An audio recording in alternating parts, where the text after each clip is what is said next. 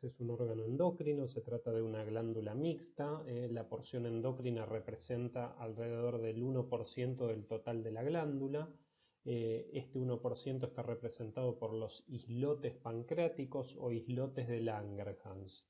Son unos acúmulos de células que se encargan de producir hormonas. Hay alrededor de 1 millón de islotes en el páncreas humano, y los islotes abundan en la cola del páncreas. Recuerden que el páncreas tenía una cabeza, un cuerpo y una cola. ¿Por qué es una glándula mixta? Porque el páncreas también tiene una función exócrina. Se encarga de liberar hacia el intestino delgado los productos pancreáticos encargados de la digestión.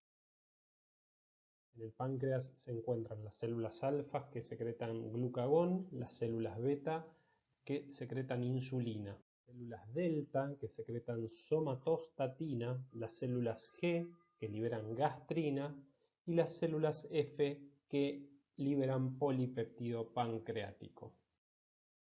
En esta imagen podemos observar un corte histológico en el cual se ve un islote pancreático con las distintas células. Observen que dentro de este islote hay un montón de puntitos azules que representan los núcleos de las células, rodeados por tejido glandular exócrino.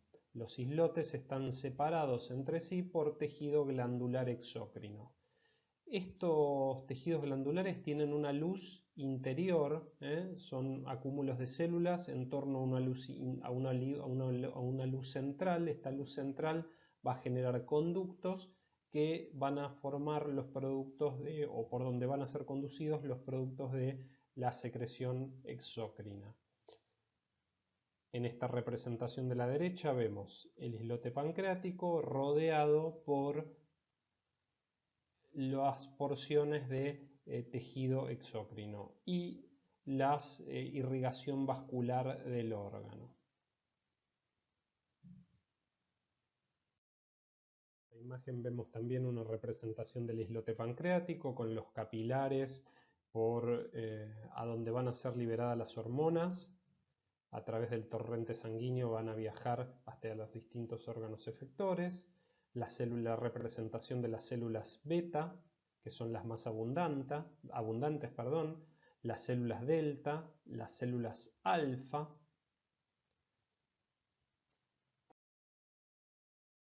Las células alfa representan entre el 15 y 20% del total de las células. Las células beta representan entre el 60 y el 80% de la masa celular de los islotes. Las células delta entre un 5 y un 10%, y las células que liberan polipéptido pancreático menos de un 2% del total de las células.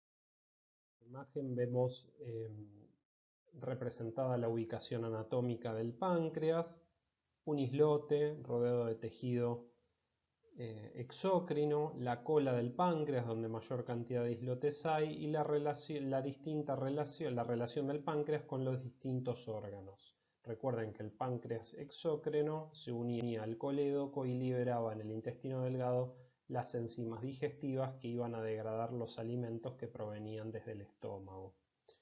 En la imagen de la derecha vemos una representación gráfica similar a las representaciones que vimos con anterioridad. La insulina es una hormona polipeptídica formada por 51 aminoácidos. Es producida y secretada por las células beta en los islotes de Langerhans. Esta imagen lo que representa es la disposición espacial o la disposición molecular de la insulina. La insulina es sintetizada dentro de la célula como una prohormona, es decir, una hormona precursora a la cual se le cliva un péptido, una porción. Este péptido se llama péptido C y se liberan entonces, cuando se liberan las vesículas de insulina por exocitosis, se libera la misma cantidad de péptido C que de insulina. El péptido C no tiene función hormonal. Esta es la representación de lo antes dicho, la prohormona, que se pliega y a la cual se le cliva el péptido C. Clivar quiere decir cortar, y se liberan hacia el torrente sanguíneo la misma cantidad de péptido C que de hormona funcionante, en este caso la insulina. Esto es una preproinsulina. La proinsulina es cuando ya está plegada y la insulina cuando ya se le ha clivado el péptido C. La liberación de insulina está ligada al aumento de calcio intracelular. Este aumento de calcio es indirectamente generado por el aumento de glucosa dentro de la célula. Las células beta no dependen de insulina para que la glucosa entre en su interior. Otras células sí dependen de que haya insulina en el medio para que la glucosa entre. Este aumento de la glucosa determina el cierre de ciertos canales de potasio. Como se acumulan cargas positivas dentro de la célula se despolariza y libera sus granos de exocitosis. Este mecanismo es importante porque existen algunos fármacos que actúan sobre los canales de potasio, ayudando a que se cierren y estimulando la liberación de insulina. Estos fármacos son los antidiabéticos orales o hipoglucemiantes orales.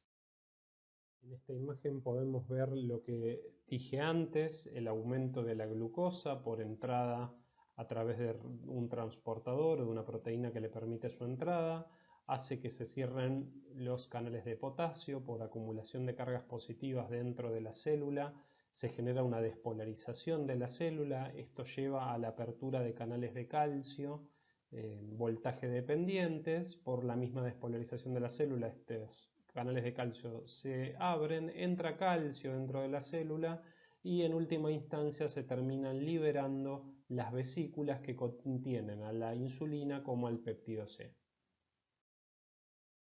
El sistema simpático estimula la liberación de insulina y el parasimpático la inhibe. Otras hormonas actúan sobre la insulina y regulan su liberación. El principal estímulo para la liberación de insulina es el aumento de la glucosa a nivel de la circulación plasmática. La insulina activa el transporte de glucosa a través de la membrana de la célula del tejido adiposo y muscular. Se ha identificado un transportador, que son estas proteínas que se expresan en la membrana, actúan como canal y permiten el ingreso de la glucosa desde el exterior hacia el interior de la célula. Estas proteínas se llaman GLUT4 y son transportadores que se expresan en la membrana por estimulación de la insulina. También la insulina inhibe a la lipasa intracelular, hace que dejen de degradarse lípidos.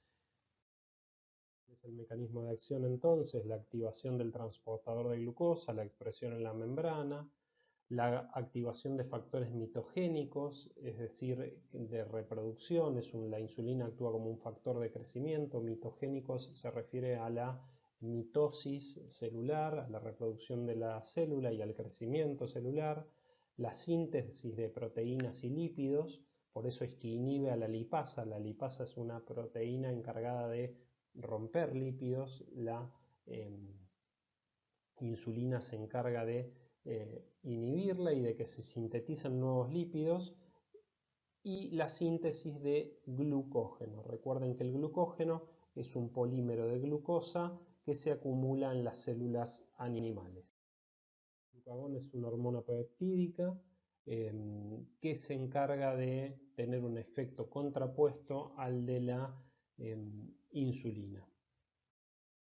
El glucagón, al igual que la insulina, tiene un receptor de membrana que se encarga de desencadenar una cascada dentro de las células, lo cual va a estimular a través de segundos mensajeros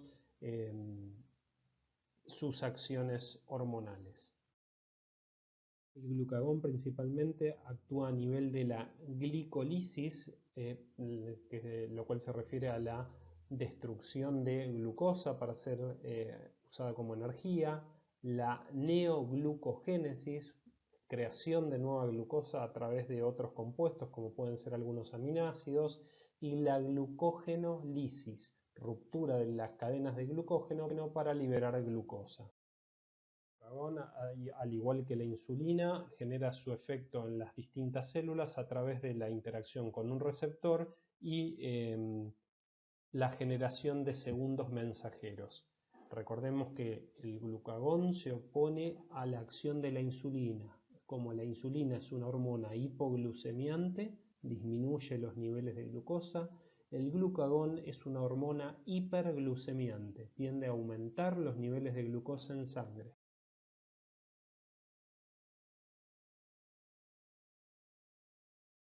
Regulación por sustrato. La concentración de glucosa es la señal fisiológica fundamental que regula a la secreción de glucagón. Los niveles bajos de glucosa la estimulan a la secreción, mientras que la elevación de la glucosa la inhibe. La insulina inhibe la liberación de glucagón. La somatostatina inhibe tanto la liberación de glucagón como de insulina. Recordemos que era secretado por las células delta. El péptido similar al glucagón 1, el GLP-1,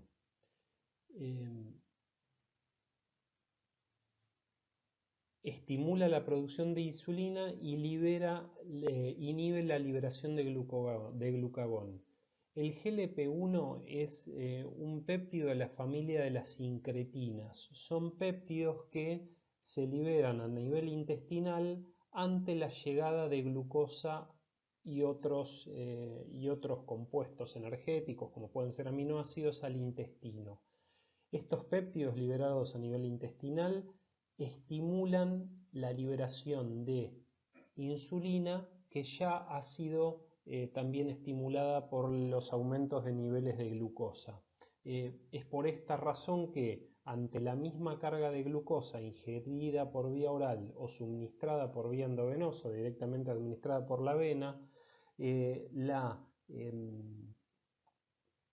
carga que fue suministrada por boca y llegó al intestino provocó la liberación de estos péptidos. Y estos péptidos lo que provocan es que la respuesta de insulina sea mayor. Entonces, ante la misma carga de insulina, el efecto de estas incretinas, estas sustancias liberadas en el tubo digestivo, hacen que la liberación de insulina sea mayor. La glucemia es la medida de concentración de la glucosa libre en sangre o el suero.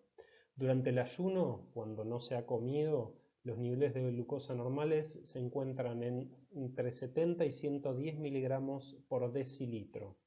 Cuando se encuentran entre 110 y 125 se habla de glucosa alterada en ayunas, y cuando supera los 126 miligramos por decilitro, los iguala a 126 o mayor, se habla de hiperglucemia.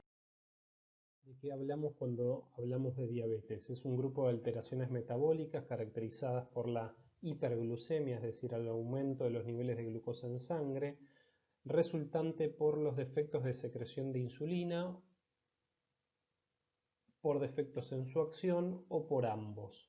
Tiene una evolución crónica y afecta especialmente a la retina, en los ojos, a los riñones, al sistema nervioso y al aparato cardiovascular.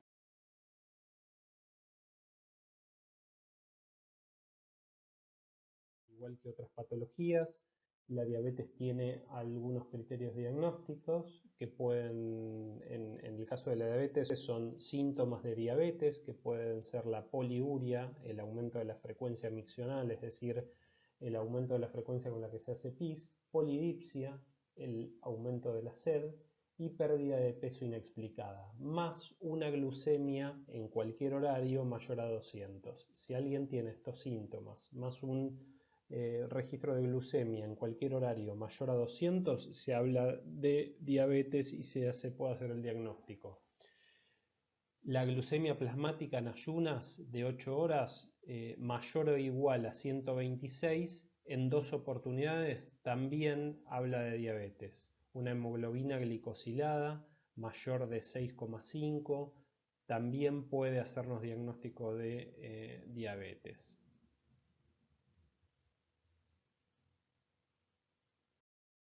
Muchas gracias.